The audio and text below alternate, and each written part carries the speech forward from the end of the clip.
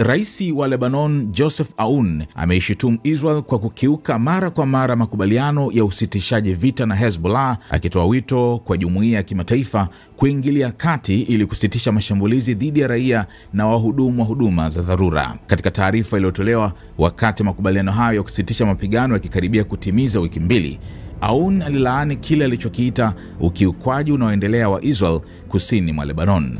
Amesema mashambulizi yanaendelea licha ya kuwepo kwa makubaliano hayo, pamoja na uharibifu wa nyumba na maeneo ya ibada, huku idadi ya waliouawa na kujeruhiwa ikiendelea kuongezeka. Shinikizo linapaswa kuwekwa kwa Israel ili iheshimu sheria na makubaliano ya kimataifa na kusitisha kulenga raia, wahudumu wa afya, ulinzi wa kiraia na mashirika misaada ya kibinadamu, alisema Aoun. Makubaliano ya usitishaji vita kati ya Israel na Hezbollah yalilenga kupunguza mapigano baada ya kipindi cha mashambulizi makali mpakani.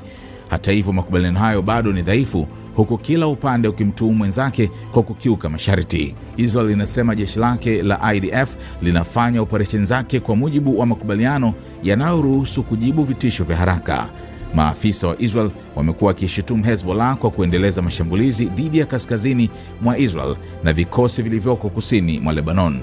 Kwa upande wake, Hezbollah imeendelea na operesheni zake, hali inayoongeza mvutano na kuibua hofu ya kuvunjika kwa makubaliano hayo ikiwa ukiukwaji utaendelea.